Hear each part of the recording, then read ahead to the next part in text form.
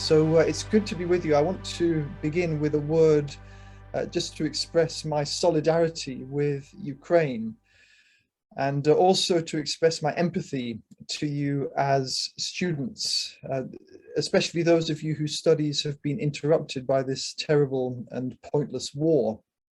And we continue to pray for you. We pray for your teachers, and my colleagues and I at Dnipro Hope Mission are delighted to support this excellent, very commendable summer school, which is organized by our partners at the Eastern European Institute of Theology. And so I hope that my presentation today will be an encouragement to you, and it'll help you to see perhaps how you can play your part in what I believe is a significant movement of the Holy Spirit in Ukraine today. Okay, so theology of the other under the pressure of empire. That's the overall theme of the conference. And my specific theme today is the Russian world and this myth of the so-called Holy Russia versus decadent Europe. And I want to try to make a theological case for Ukraine's European integration. So since the 24th of February this year, Russia's so-called special military operation has evolved into a campaign of mass extermination and the demoralization of Ukraine's civilian population. Now, despite the barbarism of the Russian invasion of Ukraine, several prominent Christian leaders have sought to justify the barbaric invasion by appealing to notions such as Christian values or Christian civilization. Now, according to this narrative, Putin's Russia represents traditional Christianity, which is in opposition to the so-called decadent forces of secular modernity, which is represented by the nations of Western Europe and North America. This exclusive narrative depicts Europe as a hostile other, representing liberalism and superficiality and moral depravity. And this is set against the supposedly profound Russian values of family and tradition and respect for authority. This perspective also presupposes that so-called innocent, sinless Russia is engaged in an apocalyptic struggle against the sinful, immoral West on behalf of Christian civilization. Now, this dubious claim is repeated by Russian politicians and also by church leaders, and it's amplified by Russian propaganda networks. And so the aim of this presentation today is to deconstruct the myth of Holy Russia in both positive and negative terms. So firstly, in negative terms, I aim to highlight the irreconcilable contradictions and, to be frank, the hypocrisy of this myth of Russian moral superiority, and to demonstrate the discontinuity of Russian nationalism with traditional Christian teaching. And secondly, in more positive terms, I aim to demonstrate the continuity between Christian tradition and the classical Western liberal tradition. So in other words, we could describe this presentation as a special theological operation to uncover the duplicity of the belligerent kleptocrats who purvey these dishonest claims about Russia as some kind of benevolent, holy Christian empire that upholds Christian values. And perhaps controversially, I want to advance the thesis, the argument that secular humanism, or the kind of secular humanism represented by European modernity, is more authentically Christian than the kind of Christian nationalism that's promoted by the Kremlin and even the Russian Orthodox Church. Secular humanism finds its origin in ancient Christian doctrines concerning the inherent dignity and the value of every human person. Whereas Christian nationalism, by contrast, constitutes a decisive break from Orthodox Christian teaching. That's Orthodox with the lowercase o, Orthodox Christian teaching.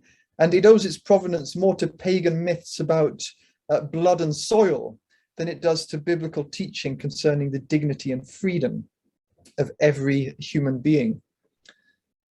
So I should also say, before I launch into the main part of the presentation, that if my tone appears to be lacking in the kind of dispassionate neutrality that you might expect from an academic presentation, then I can only say that it's impossible for me to write about these issues with complete objective detachment. What's happening in Ukraine, I write as the husband of a Ukrainian wife. I write as the father of a half Ukrainian son, as someone with close friends and even family whose lives have been ruined, in some cases even destroyed and ended by this savage war. So it's very difficult for me, to say the least, very difficult to approach these issues in a completely detached manner. And I regard this Russian war against Ukraine as an obscene and pointless act of barbarism that violates every ethical norm, every conceivable Christian principle of justice and compassion. And the fact that so many self-professing traditional evangelical Christians have spoken out in support of the Russian invasion and the barbaric slaughter of Ukrainians, this testifies, in my view, to the total corruption and the distortion of the conscience of many evangelical Christians today. So part of my motivation in agreeing to give this presentation to you today is to warn of the dangers of the exclusionary narratives of conquest and domination that masquerade as holy crusades that are fought on behalf of preserving Christian civilization. So the presentation is divided into three parts. So part one, I'm identifying the salient features of Holy Russia with some illustrations from some representative figures. And then in part two, I'm attempting to defend the European tradition, where I'm going to advance the counterintuitive argument that secular liberalism is more in continuity with Christian teaching than so-called Christian nationalism as represented by the Russian Orthodox Church and the Kremlin. And then in part three, I'm going to apply some of these general points to the specific case of Ukraine and the specific issue of how Ukraine takes its place among the European family of nations. So let's address the first issue, this myth of the so-called Holy Russia. Now, I should say that the belief in the apparent moral and spiritual superiority of Holy Russia did not originate with Vladimir Putin. The idea has deep roots that extend deep within Russian history. This belief in the superiority of Russian Christianity was given a powerful impetus in the 16th century when a Russian monk, Philotheus of Pskov, propagated the notion of Moscow as a so-called Third Rome, which was a reference to Moscow's alleged status as the new capital of world Christendom after the fall of Rome to the barbarians in the 5th century, and then the fall of Byzantium, the Second Rome, in the 15th century.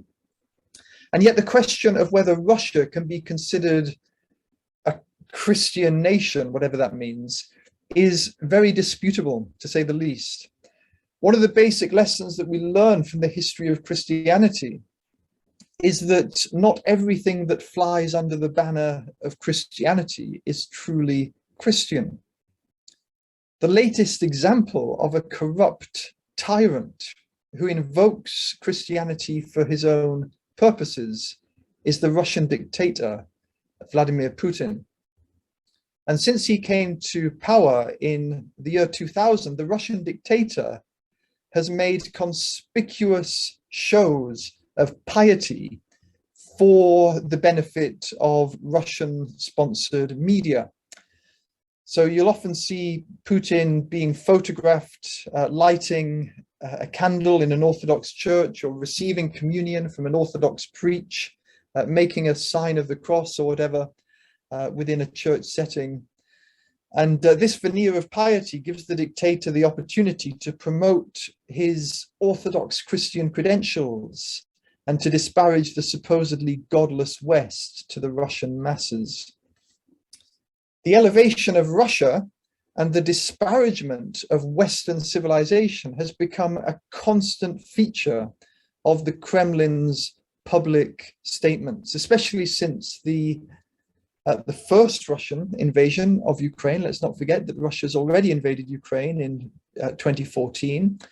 And Putin even claimed that, and I quote, many Euro-Atlantic countries have moved away from their roots, including their Christian values. Policies are being pursued that place on the same level a multi-child family and a same-sex partnership, a faith in God and a belief in Satan. And Putin says that this is the path to degradation, end of quotation.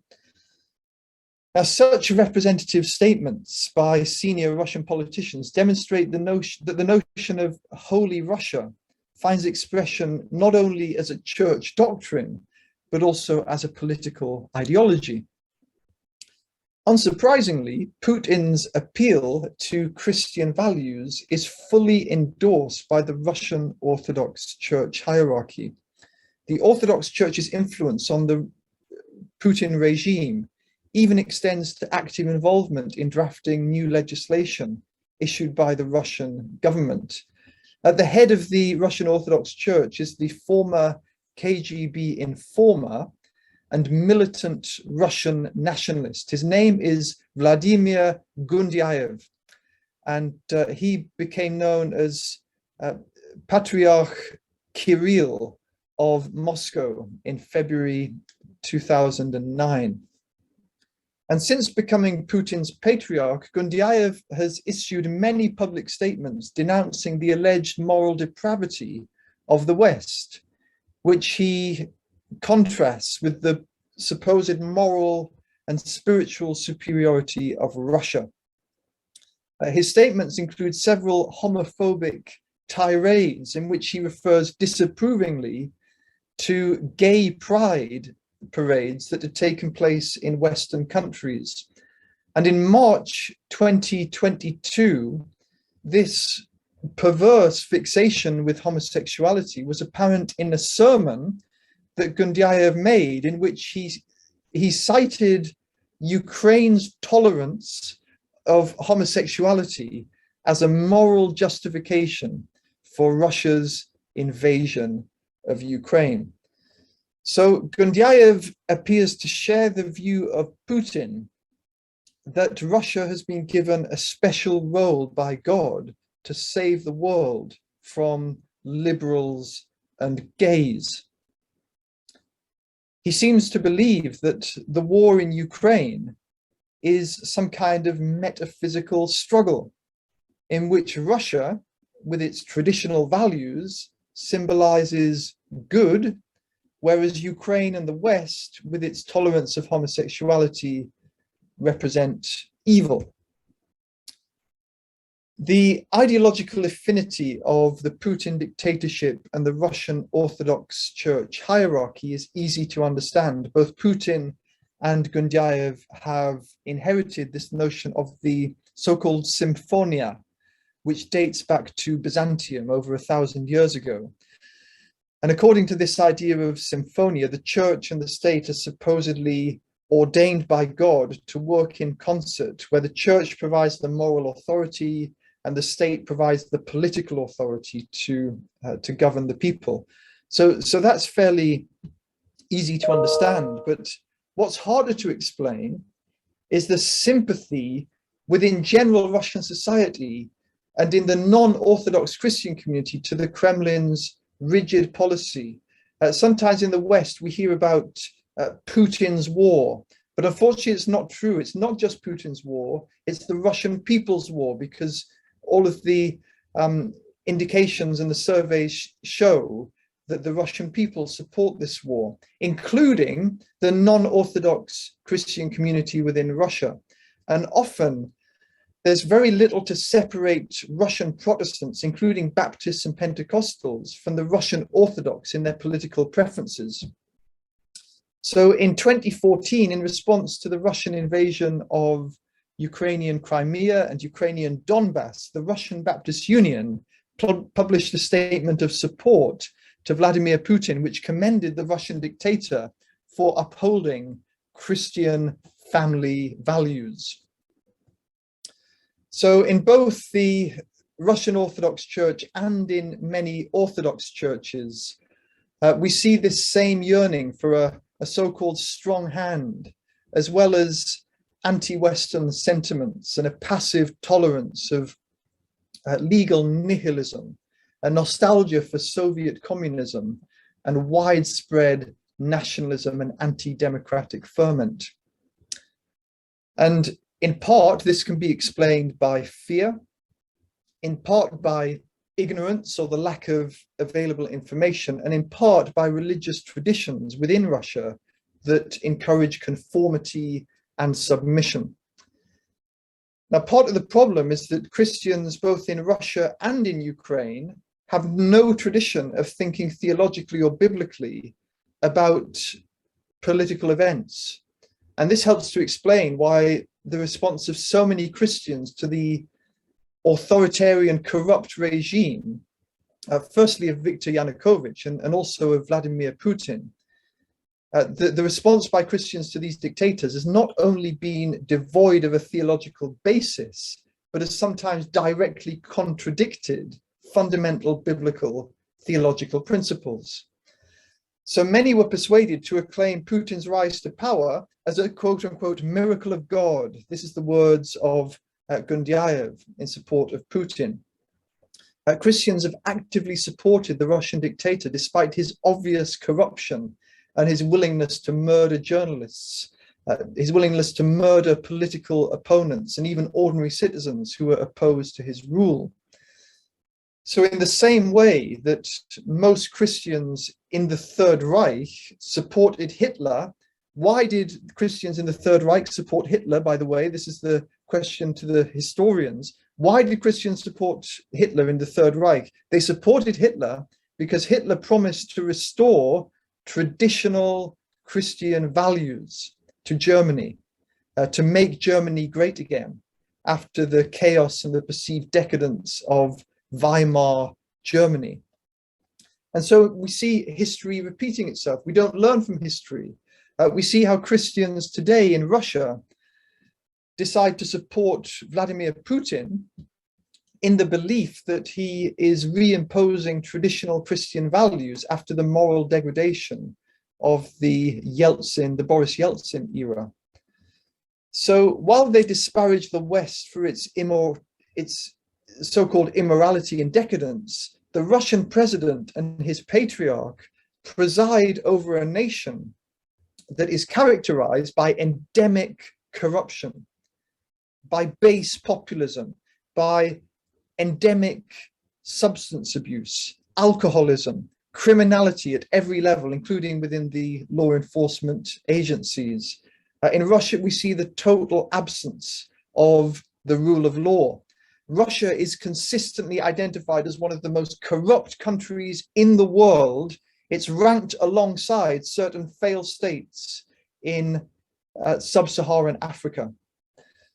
So this begs the question, is Russia really so superior morally and spiritually to the West?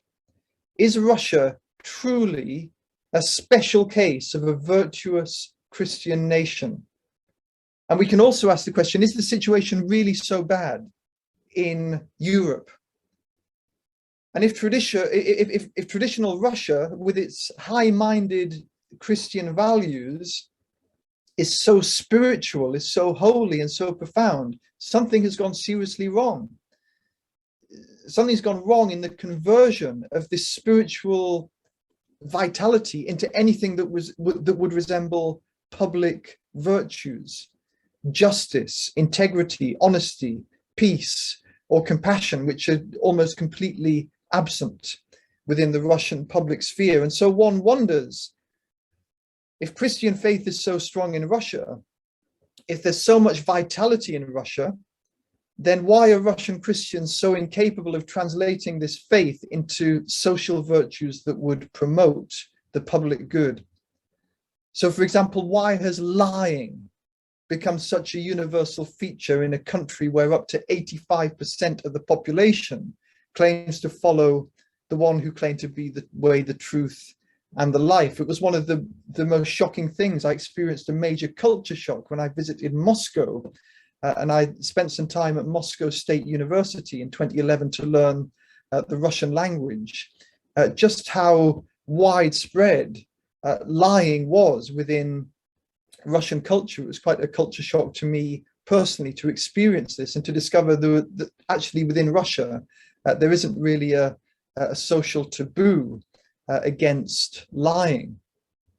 So why has this special, profound spirituality not been applied to Russian economic development, or at least to the creation of an independent judiciary, or to the overcoming of rampant corruption that afflicts every sphere of Russian society? And we can also ask the question, as Europeans, why has so-called secular, godless Europe been far more successful in creating just structures of law and civil rights, been far more successful than so-called Holy Russia?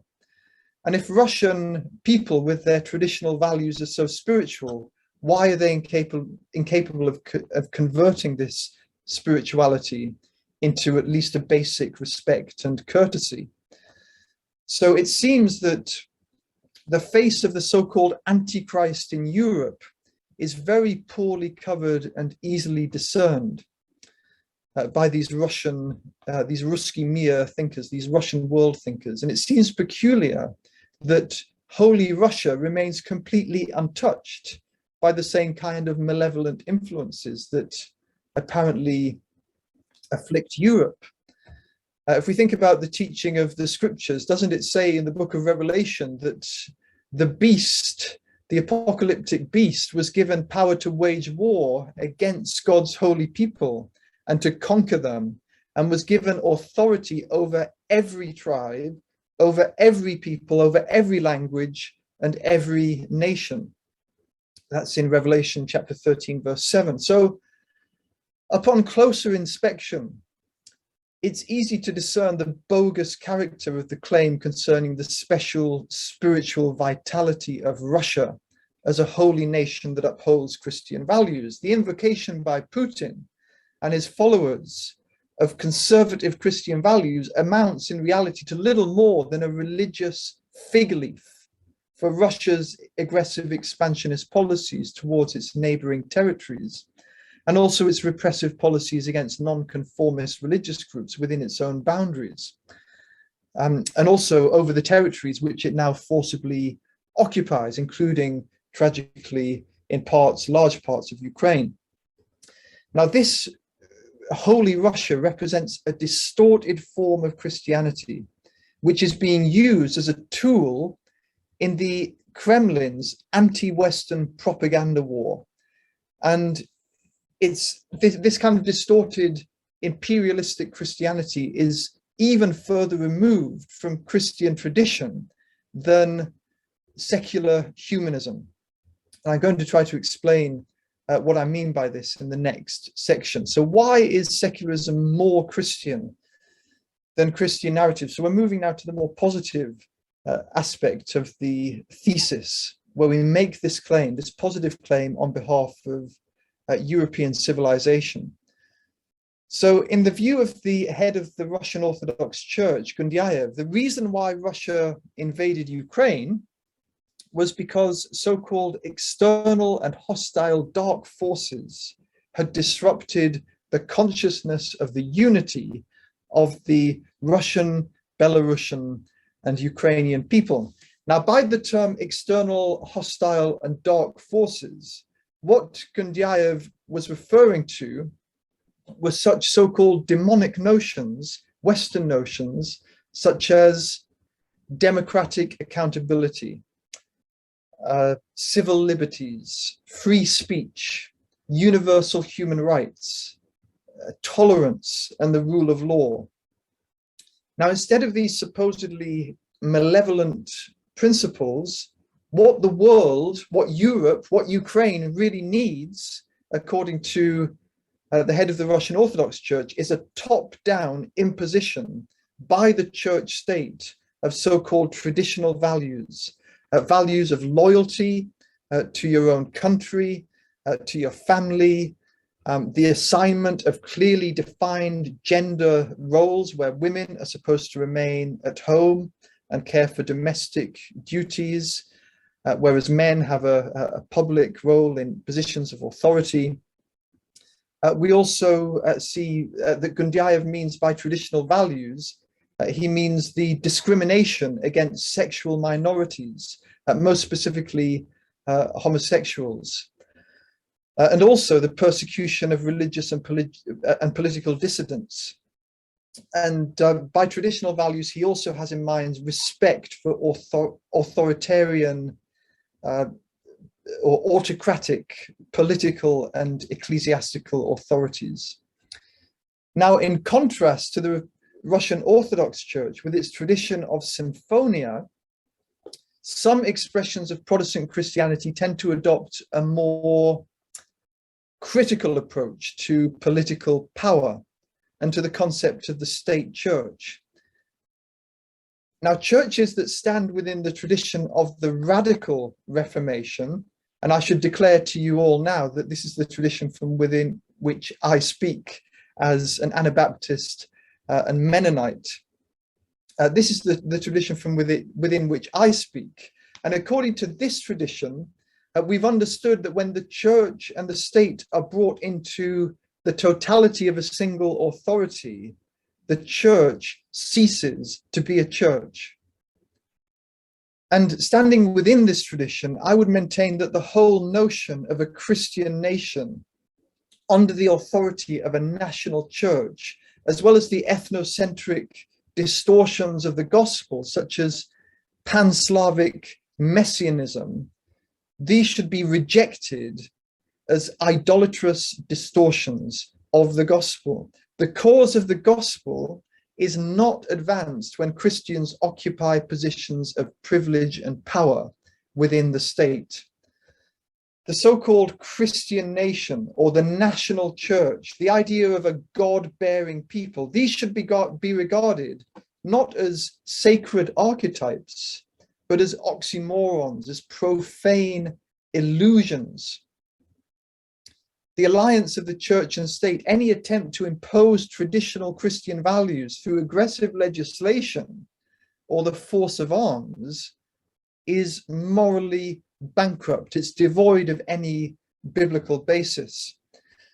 And the history of Russia and Russian Orthodoxy, since at least the time of Ivan Grozny or Ivan the Terrible, from 1530 to 1584, the history of Russia and Russian Orthodoxy since this time teaches that the state has tolerated the existence of Christianity only when Christianity has been adapted to the pattern of this world and has rendered its service towards advancing the social and political ends of the state. So the gospel spells the end of this false harmony between political power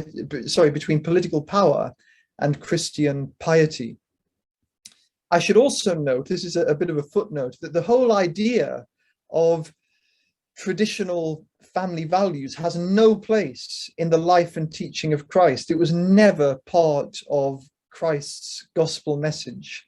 And in Christ, what we see is the revelation of God, who comes to us not in the form of power, authority, and sovereignty, but in freedom, in creativity, in love, and in sacrifice. So the notions of sovereignty and national security, nationalism, traditional family values, these were not part of Jesus's message. And we should remember that Christ was crucified in Jerusalem by the Roman Empire, but at the urging and behest of the religious authorities. So Christ's gospel was a stumbling block, a rock of offense, a scandal to those religious custodians of traditional values. And these custodians of the religious traditions ended up killing the Son of God. the prophets of the Old Testament also invade against traditional religious values, and they often met the same fate. They were killed by the religious authorities. So all of this is a reminder that from a biblical perspective, Christian faith is not a badge of cultural identity. It's not an accident of birth or geography. True Christian faith involves a free and committed response to the proclamation of the gospel of Christ. Now, this alluring prospect of imposing the kingdom of God on a supposedly godless society has seduced Christians ever since the time of Constantine in the 4th century. And these kinds of Constantinian theocratic assumptions are prevalent in the Russian war of aggression against Ukraine. So the assumption of both the Kremlin and the Russian Orthodox Church hierarchy is that if they can conquer and subdue Ukrainian territory, then the Russian state, in collusion with the Russian Orthodox Church, can impose its religious values and its political ideology on the occupied Ukrainian populations. So against this notion of forced imposition of so-called traditional values and the territorial expansion of the Ruski Mir, Europe stands for the principle of freedom, freedom of speech, freedom of religion. And this presents both opportunities and challenges for Ukrainian Christians. So in Europe, we have an essentially secular culture. This means that the authority of the church is not regarded as self-evident. So our claims to Christian exclusivity are looked upon with suspicion by a skeptical society. And European culture also places a premium on the virtue of tolerance. And this means that Christians in a secular society need to find ways of engaging compassionately with the majority of the wider population that doesn't share their Christian values or their faith convictions. So within secular Europe, the challenge for us as Christians is to preserve our distinctive Christian witness by drawing on the riches of our own tradition in order that we don't lose the distinctiveness of the gospel within a pluralistic culture. And within Europe, and this is a message directed particularly to my Ukrainian friends, Ukrainian Christians will need to learn to live without the Iron Curtain, or without the so-called fraternal assistance of your Eastern imperialistic neighbor. So within the secular cultures of Europe, Ukrainian Christians will need to demonstrate the advantages of their faith and to defend their position in the language of debate, not from a position of power and privilege and authority. And on this point, I'd like to argue, it's an argument that I've made in my book, Theology After Christendom, that Ukrainian Christians should be less concerned with the symbolic and liturgical expression of the gospel within the church, and should be more concerned to work towards the concrete embodiment of the gospel within the world, within Ukrainian culture, in concrete and tangible ways. On this point, the vice rector of Ukrainian Catholic University, Miroslav Marinovich, expressed this idea with force and clarity. He said that we believe in the West, faith is in decline, and it's with horror that we observe that churches are being closed, because for us, the most important things are external attributes. However, unlike us in Western Europe, we see enculturated Christianity embedded in human relations. Enculturated Christianity embedded within human relations. So state-endorsed churches, such as the Russian Orthodox Church are generally content to symbolize the gospel in sacramental gestures that conform to the expectations of the state and the wider society. But these churches are hardly concerned with infusing the social reality with the transforming power of the gospel. One example of this is the sight of Russian Orthodox clergy wearing ornamental crosses on their chests. You might have seen this. And this has become such a part of Orthodox tradition that many Russian and Ukrainian Christians have become accustomed to regarding the cross not, in the words of Bonhoeffer, Dietrich Bonhoeffer, not as a burden on the back, but as a decoration on the chest. So the cross of Russian Orthodoxy, like some expressions of Roman Catholicism and Anglicanism in my own context, the cross has become a decorative symbol that confers status and power and identity, whereas we know that the cross of Christ was an instrument of torture, and it meant nothing but humiliation, vulnerability, and estrangement. So my argument is that Ukraine best represents Christian values, not when it expresses the gospel in church symbols and liturgical rituals, but when its people actualize the kingdom of God as a material reality within Ukrainian society as a whole. So the Christian churches should side with the people, in the Ukrainian people, within their legitimate aspirations for more democratic freedoms and civil liberties. So I think this is a much better indication, by the way, of Christian values and the performance of religious rituals, or even the profession of so-called traditional family values. So a country can be called Christian not according to the number of people who claim affiliation to a church or a religious institution, but according to the extent to which gospel values of honesty, dignity, compassion, freedom, and justice, that these values are enculturated and embedded within the mundane realities that govern social and personal relations in the nation as a whole, not just within church settings.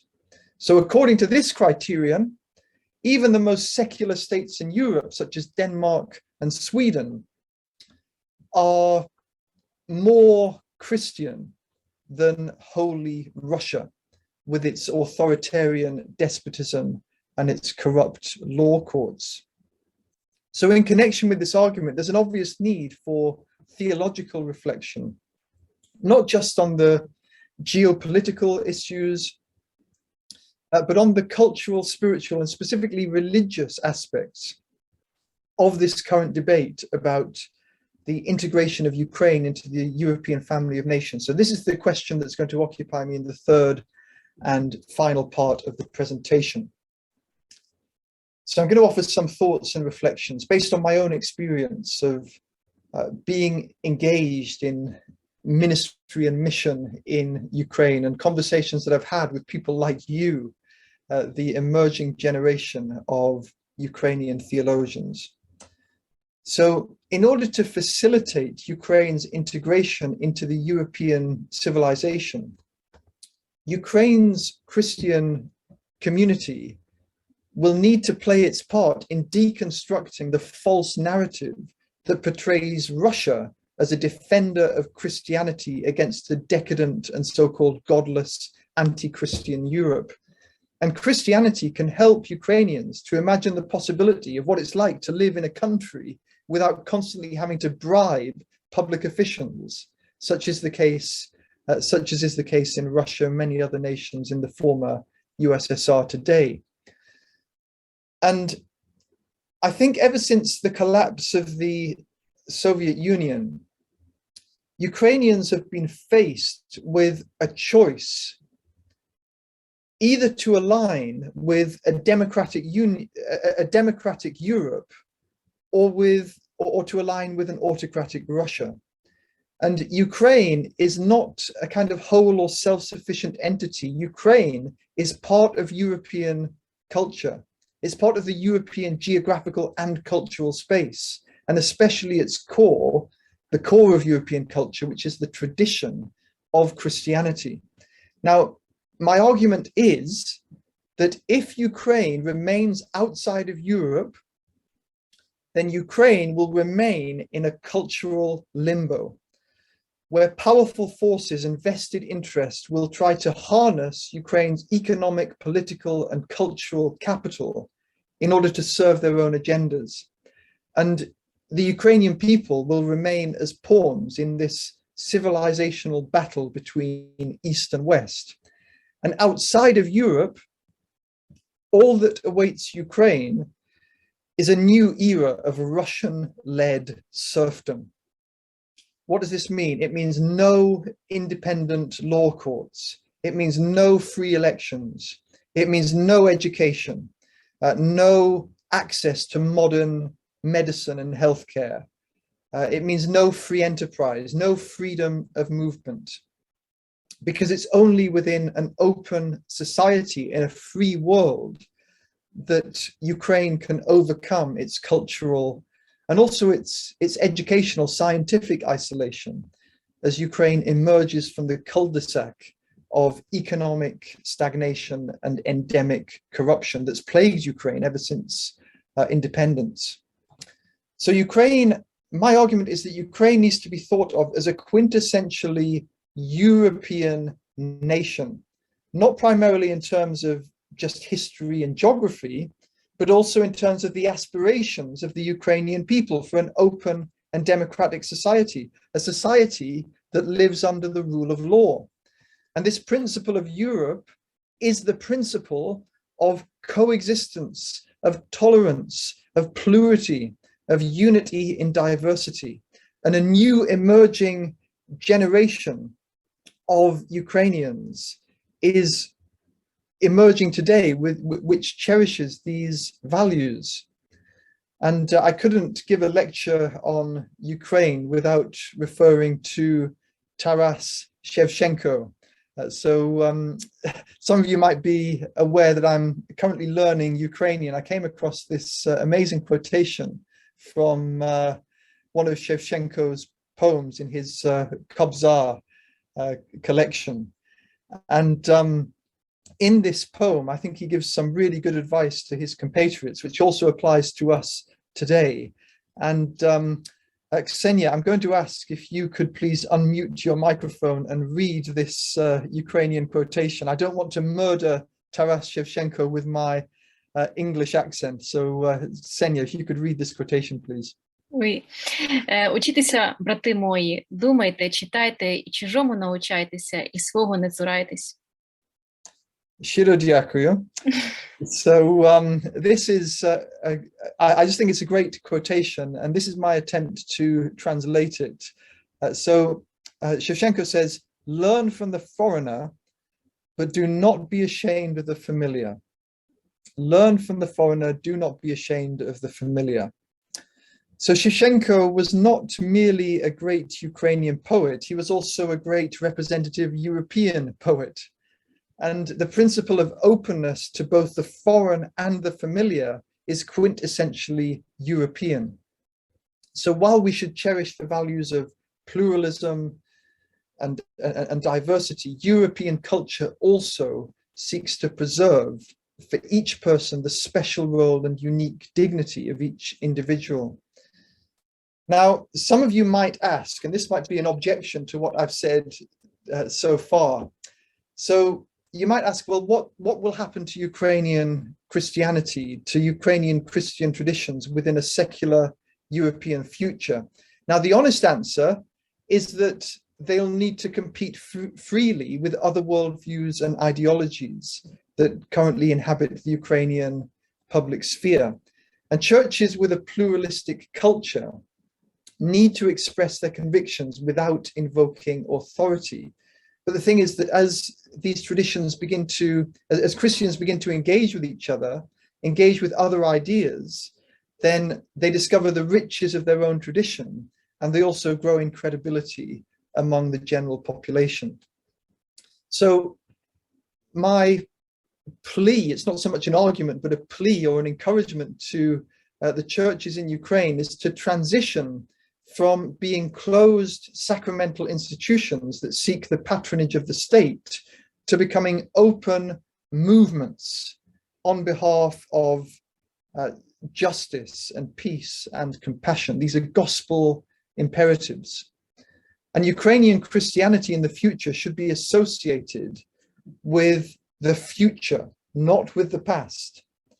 And churches should be seen as pillars of freedom, defenders of the open society. They shouldn't be seen as closed institutions that promote the parochial interests of a clerical hierarchy. Now, of course, there are certain risks inherent in Ukrainian Christians' embrace of secular Europe, but there are also great possibilities. So there are challenges and crises, but every day that this terrible war continues, the Ukrainian people are also gaining the experience and the courage that they need to overcome these crises. Now, the future has uncertainty, but it also has its hope. And the Soviet and Putinist past should no longer hold Ukraine back from its embrace of European values. So Putin belongs to Ukraine's past. Shevchenko and Europe belong to Ukraine's future. So let me just conclude with a few summary remarks. So as Ukraine begins to emerge from its long overdue transition away from the Soviet legacy, away from its dependence on Russia, my hope is that Christians in Ukraine will begin to appreciate that Christianity is more than what any particular Christian or church denomination claims to know about Christianity. So my hope is that Ukrainian Christians would see that Christian faith is diverse and that this diversity is something that should be cherished and protected rather than simplified or forced into a self-contained unity and locked within its own tradition. So authentic Christian faith shouldn't fear the most challenging questions posed by a skeptical and indifferent society. And as Ukrainians embrace freedom and democracy, inevitably there will be doubts and disputes concerning the role and the place of the church within a free society. But thanks to these disagreements and debates, there'll also be conscious choices. So individuality won't be suppressed. The church will be comprised of a free people who constantly choose the Christian tradition. They deepen their knowledge of it and they continue it in the spirit of enterprise, freedom, and creativity. And Christian values in the future of Ukraine will no longer be seen as abstract concepts like traditional family values that can be conscripted to serve nefarious political agendas.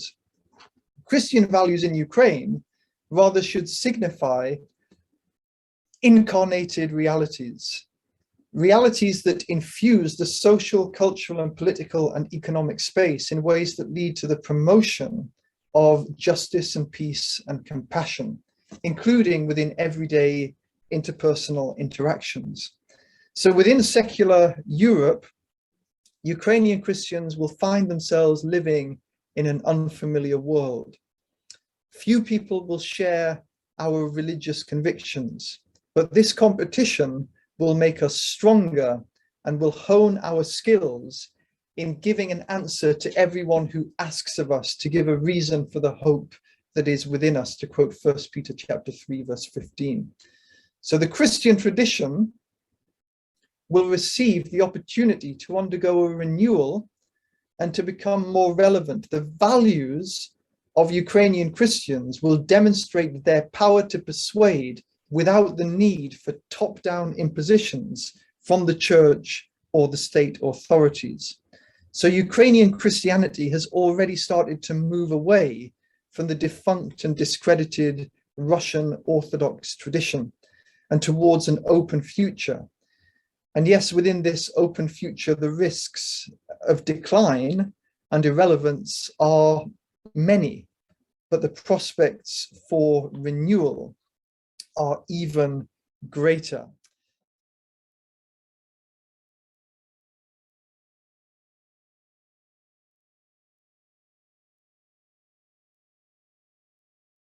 in some ways, it's quite simple to understand. It's easy to understand why the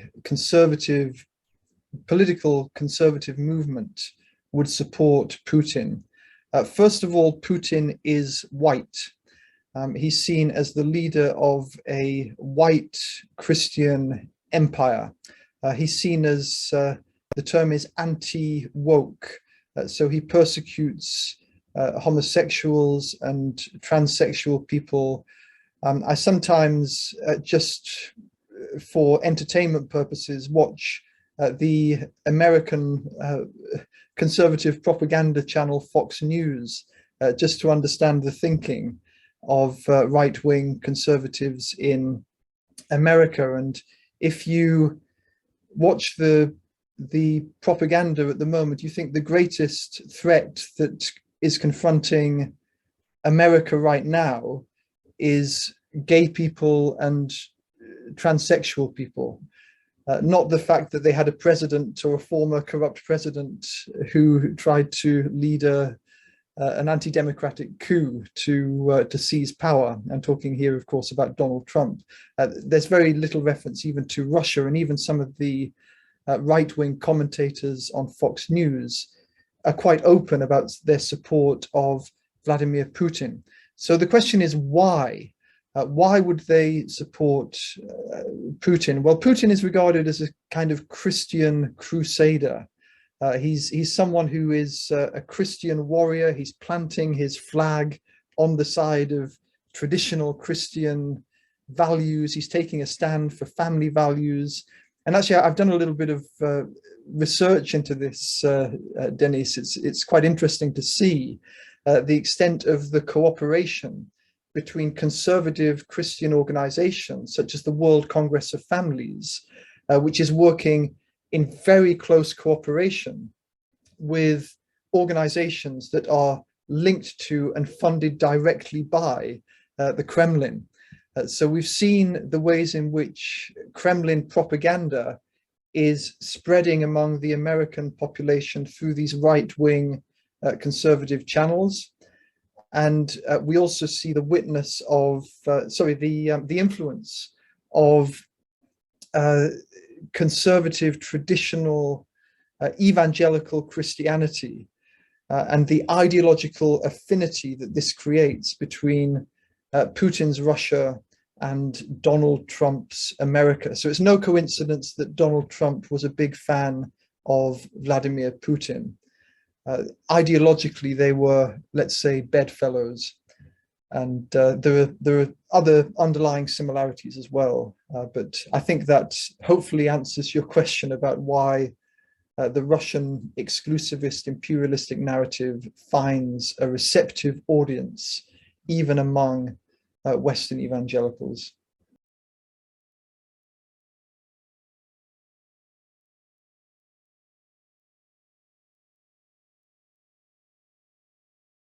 And I think it's a good question. It's a fair question. I can't give a definitive answer because this is something that Ukrainians themselves will need to work out and develop from within their own context. And I realize that I'm speaking as a kind of outsider. Let me just try to address the question by bringing us back to the original meaning of the word, even the etymology of the ekklesia, which means the ekkalios, the institution or the community that is expressed in being called out by God for a specific purpose, called out into the world. So I think this is when we think about ecclesia, we need to have this this vision of missio Dei in mind. We need to think about missional church rather than simply the institutional expression of the church. Now, I understand what you and others in the chat have mentioned about the other dimensions or manifestations of ecclesia. And I think that there is a place for what we might call the priestly ministry within the Ukrainian church. So I'm not calling for the abolition of the priesthood. In fact, I believe as a Protestant, even as an Anabaptist, I believe in the Lutheran doctrine of the priesthood of all believers, that all of us are called by God for a purpose. And this has to find some kind of expression within a koinonia or a fellowship. And I'm very sympathetic to that approach. But what I would argue for is, alongside the priestly ministry, there needs to be a balance of the apostolic ministry, of the teaching ministry, the prophetic ministry. So we need to have a holistic approach to what it means to be the ecclesia in the world today. And perhaps you might have a fair point. Perhaps I've put the emphasis more in the prophetic dimension. But to go back to Kierkegaard, this is the Søren Kierkegaard. This is the kind of exaggerated statement in order to provoke thinking in a particular direction. It's a point actually that Roman Solovey picked up very well in his review of my book, Theology After Christendom, that I'd emphasized certain parts of the church's ministry too much and neglected some of the others. So if someone wants to develop a priestly theology out of some of these principles, deconstructing Ruski mir and promoting European civilization of openness and democratic accountability, I'm not sure what that theology would look like, but I'll leave that to others who will be better qualified. But thank you for a great question.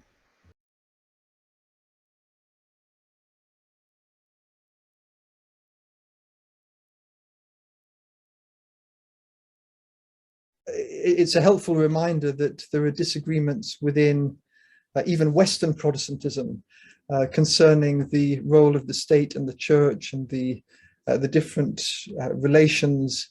And I think that I would answer your question: how do we engage with people who don't share our perspectives? I would say that we need to engage in dialogue, and it needs to be a dialogue that is respectful of the views and the perspectives and the motivations of the other, whoever that other might be, whether it's fellow Protestants or whether it's Catholics or Orthodox. But I think that in this respect, in showing respect for the other, we can also stand firm within our own convictions. So I'm speaking, and I acknowledge this is my perspective, and perhaps from certain perspectives this is a weakness, but I speak from within the British Baptist context. So I'm a British Baptist speaking as someone with Anabaptist theological convictions, especially concerning the state and the church.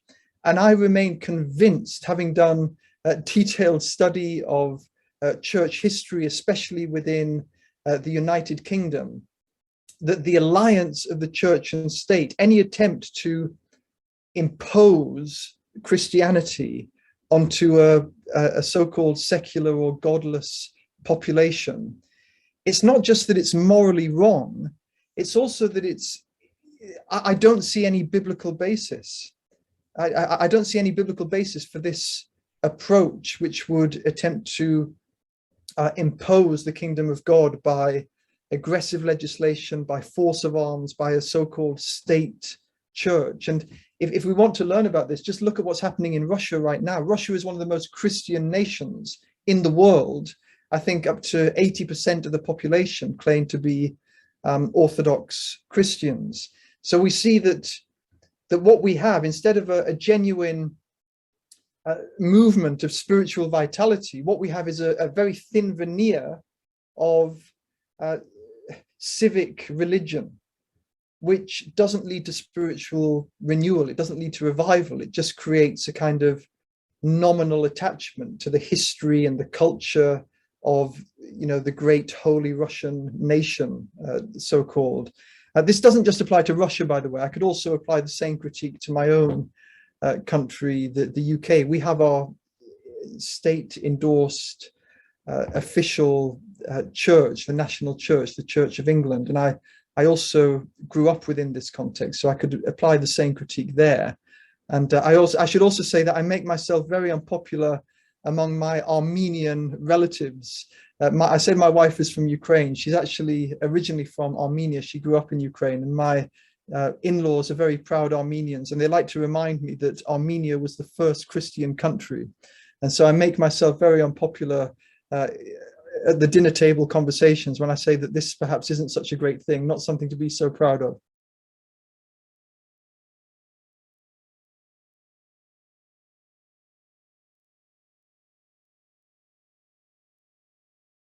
I think it is related in part to the main presentation, although I don't want to focus specifically or too long on this issue, because I think it deserves a full treatment within a different context. But let me try to just answer your question in summary. So how do you asked the specific question, how do we within the UK context approach this issue of LGBT? And I think we have to acknowledge that whatever our views are, whether we're more liberal or conservative, tolerant, or whether we have objections, we have to acknowledge, first of all, or Christian compassion requires of us, that we acknowledge that this is an issue that has wounded many, many people very deeply, including some of our fellow brothers and sisters within our own churches. And there are people within our churches, both here in the UK, I'm sure it's the same in Ukraine. There are people who are homosexual in their orientation, who are Christians, who are part of our churches, and they often feel misunderstood or stereotyped. They feel sometimes even abused or rejected.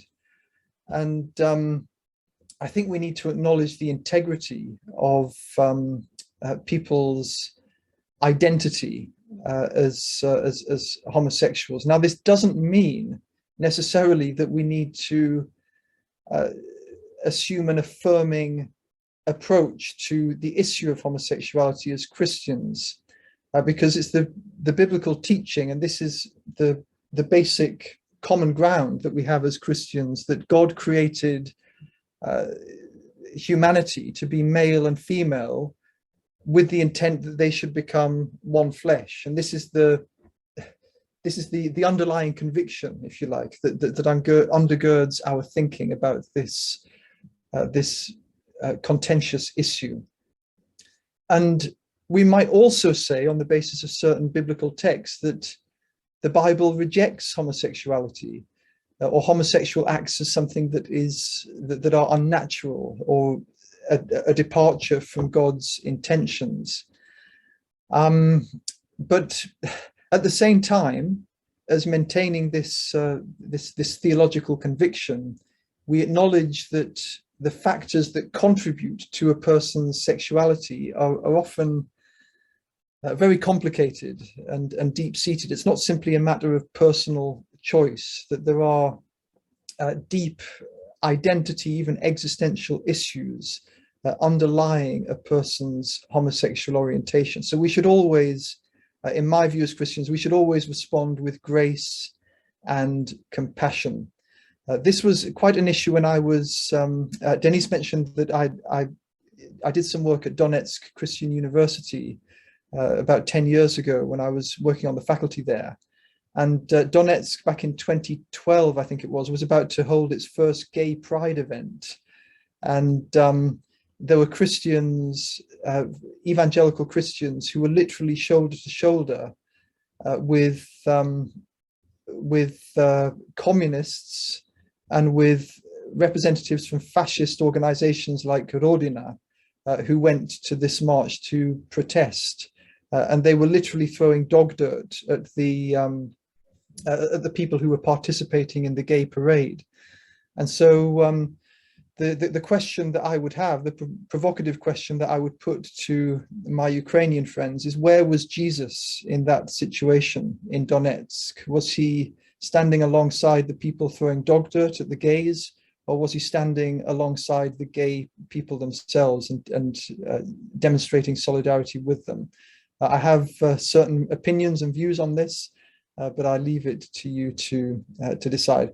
Grace, compassion, and sensitivity. We can have our theological convictions, but we also realize or recognize that there are pastoral issues that require compassionate solutions. There's so much more that could be said on this topic, but I hope that's given you a bit of an insight into the thinking over here in the UK context, at least.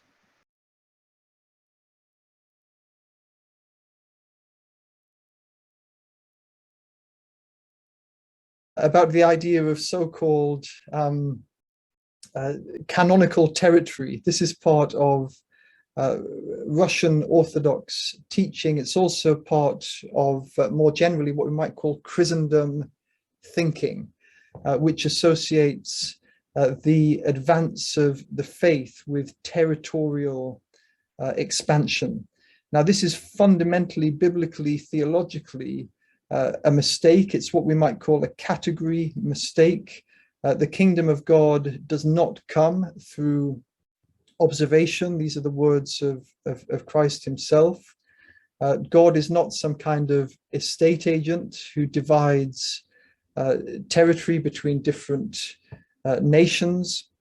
Yes, borders are important. Borders need to be respected, but the idea of canonical territory, which gives Russia imperialistic claims over the territory of Ukraine, is anathema from a biblical, moral, and even from a geopolitical perspective. If you look at a map of Ukraine, there's nothing to suggest that it's Ukraine. There's nothing to suggest that it's Ukraine's historical or geographical destiny to be eternally united to Russia. This is a claim without any kind of foundation. So we need a theology, a public theology, that is able to critique and deconstruct this notion of canonical territory. Some of these Old Testament narratives about God giving the land to his people as a special reward for their virtue.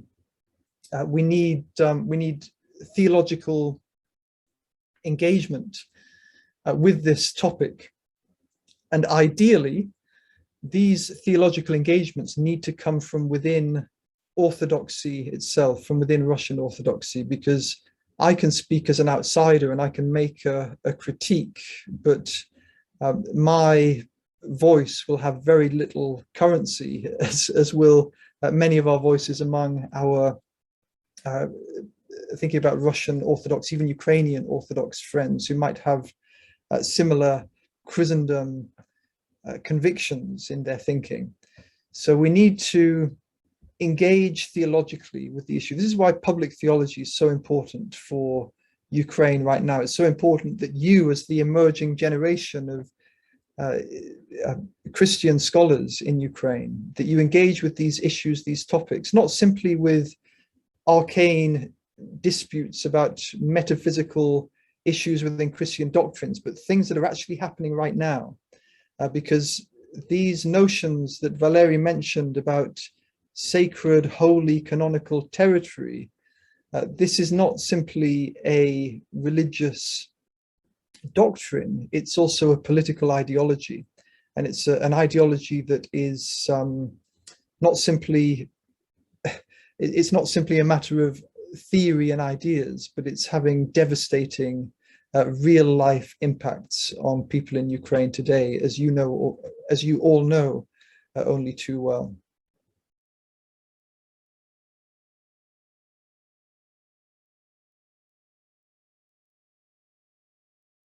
So you asked firstly about the similarities between Russian Pan-Slavism and what we might call it Pan-Slavic messianism, and American ideas of manifest destiny. And yes, I think there are clear similarities here. Mm-hmm. And this ideology of pan-Slavic messianism feeds into Eurasianist thinking, which postulates this idea of the superiority of traditional Eurasian values. And according to this ideology, Russia specifically has a kind of mystical providential destiny to resist the US-led globalization movement in the name of preserving traditional values. So I think what we're seeing is a collision or a clash of civilizations and ideologies. But the manifest destiny idea, it has religious origins, as you'll know from the history of the United States, but it's since become very secularized. The same thing has happened to pan-Slavic messianism. We see the origins of this idea in the Slavophile philosophers in Russia in the 18th and 19th century, who were writing from a religious perspective, but nowadays it's represented by Putin and Alexander Dugin and others who are writing from a more secular perspective. So we see similar movements in the evolution of these ideas. And perhaps they seem to be the opposites, but they may come together in a way that that might be rather terrifying for the future of the world. But let's hope that doesn't happen. Let's hope that European civilization can take a stand for genuine Christian values, tolerance, democracy, pluralism. Not that Europe has a manifest destiny, but that Europe can embody Christian values in a post-Christian world. That would be my hope. And my hope would be that Ukraine would be at the forefront of this movement.